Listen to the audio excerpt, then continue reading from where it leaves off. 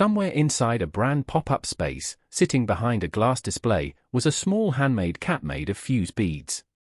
It was missing exactly 2 beads. Nobody had planned for that gap. And yet that unfinished cat became the thing fans couldn't stop talking about. They gave it a name. They called it the calm and powerful cat. That name is not random. Just days earlier, at a completely different public event, Zhang Linghe had used almost those exact words to describe himself. He said his current state could be summed up in 2 words, calm and accumulating strength. Fans picked up the phrase immediately. Then, almost by accident, it reappeared, stuck to an unfinished craft toy in a pop-up store, 2 beads short of complete. That is the detail worth slowing down on. Not because a missing bead is dramatic. Because of what fans chose to do with it. Here is what actually happened, in order. At a public event, Zhang Linghe was asked to describe his current mindset. His answer was direct, calm and accumulating strength. He explained the calm part first. With more public attention comes more conflicting opinion, he said, and he needs a clear head to sort out which feedback is useful and which isn't, to understand himself and think through his next move. Then came the second half. Accumulating strength, in his telling, means thorough preparation and not reaching for things beyond his current ability. Only that way, he said, can someone move forward steadily and look for real breakthroughs later. On its own, that is a fairly ordinary answer. Actors give versions of it constantly. What made this one land was the context fans supplied around it, that this wasn't a one-time talking point. In an earlier interview, he had described a similar habit, rationally separating positive feedback from negative feedback, discarding what isn't useful, keeping what is, and using that process to keep improving in the middle of a lot of noise. People who work with him in the industry have offered a similar characterization, calling him low-key, hard-working, and composed, worth noting as they're read on him, not a claim he has made about himself. So by the time calm and accumulating strength showed up a second time, fans weren't hearing it fresh. They were hearing it as a pattern. Then came the cat. At a brand's offline pop-up space, Zhang Linghe assembled a small cat figure out of fuse beads, the kind of craft project usually associated with kids' activity tables, not with the polished, camera-ready image typically built around a leading man. Fans noticed the figure was incomplete.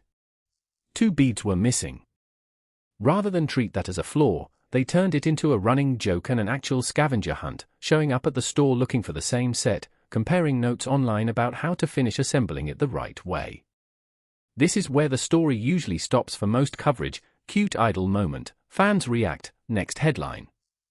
But the more interesting question is why fans reached for that specific nickname, calm and accumulating strength, for an unfinished toy, instead of something simpler like the cute cat or the missing bead cat.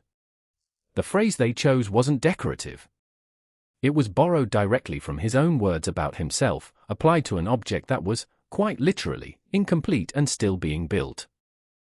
There's also a brand angle worth pulling out here, separate from the fan reaction. Pop-up spaces like the one where this cat was made are built by brands specifically to generate exactly this kind of unscripted content, a low-pressure environment where a celebrity does something small and human, on camera, without a script attached. In this specific case, the brand didn't write the calm and accumulating strength narrative into the activity. Fans did that connection themselves, after the fact. That's a narrower point than brands understand influencer marketing better than they used to, but it is a clean example of how a loosely structured brand activation can generate a stronger narrative than the activation itself was designed to produce. One reasonable reading is that fans were doing something more specific than reacting to cuteness. They were testing the phrase against real behavior, watching whether calm, still building actually looked like anything, and finding that it did, in an object sitting on a shelf missing 2 pieces. A self-description only becomes believable when something ordinary and unscripted seems to confirm it. A missing bead cat is about as unscripted as it gets. That reading gets stronger when you look at what happened next, in a separate live stream for the same brand. During that stream, the host brought up childhood craft activities, the kind of games kids play with fuse beads, and specifically asked about cross-stitch. Zhang Linghe's answer was immediate and unambiguous. He had never done cross-stitch himself. His mother had. He described cross-stitch pieces his mother made that are still displayed in the family living room, and said he'd been shaped by watching her work on them growing up. That single clarification, "I never did that, but my mother did," sparked notable discussion online. According to the source coverage, a phrase translating roughly to "Zhang Linghe once did cross-stitch" circulated as a discussion topic among fans, even though he had directly said the opposite. To be clear, he did not do cross-stitch himself. What drew attention was the mismatch between his straightforward denial and how much conversation it generated anyway. Part of why it spread is the contrast. An actor whose public image leans polished and camera-ready, casually recalling fuse beads, knitting, and paper star folding as childhood pastimes doesn't match the image usually built around him in promotional material. Netizens seized on the back and forth between him and the host, trading questions like what games he played as a kid, and whether he knew how to knit, because it read as two people having an actual conversation, not a rehearsed press exchange. He added his own joke on top of it, calling himself a star collector rather than someone who folds flowers to give away, which only reinforced how unscripted the exchange felt. It's also worth pointing out what this moment did not do. It did not reveal a secret talent, a hidden skill, or a carefully guarded personal detail. If anything, it revealed the opposite, an ordinary family memory involving his mother, told the way anyone might tell it if a host happened to ask at the right moment. The online conversation wasn't built on a discovery. It was built on the small gap between the audience's assumption and his actual, unremarkable answer. That gap is often where the strongest engagement lies, because it costs the audience nothing to update their picture of someone by a small amount, and updating in small amounts is exactly what keeps a fandom conversation active between bigger news cycles. For an international audience less familiar with either the perla-bead pop-up culture or the specific brand event, the underlying mechanism still travels well. Fans across markets tend to respond less to statements about an artist's character and more to small, verifiable moments that seem to confirm those statements without trying to. A quote can be written by a publicist. A missing bead on a shelf, or an offhand comment about your mother's hobby, is much harder to script, and audiences increasingly know the difference. Put those two moments side by side, and a narrower but genuinely interesting pattern emerges. The official version of "calm and accumulating strength" was well received. But it stayed at the level of a quote, something said, then reported.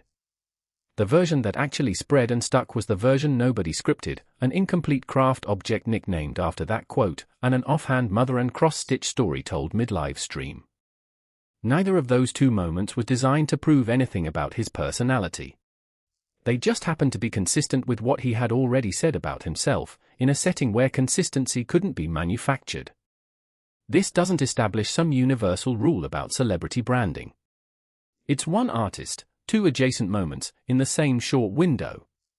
But fans saw the unfinished cat as an unexpectedly fitting symbol for the mindset Zhang Linghe had described just days earlier, not because the object proved anything, but because it happened to sit next to his own words at exactly the right moment. That's a fan interpretation, not a verified fact about who he is. It's worth naming as exactly that. That distinction matters for how audiences read celebrity coverage generally, not just this one case. A press-ready quote and an unscripted aside tend to generate different kinds of audience reaction. The quote tells fans what an artist said about himself.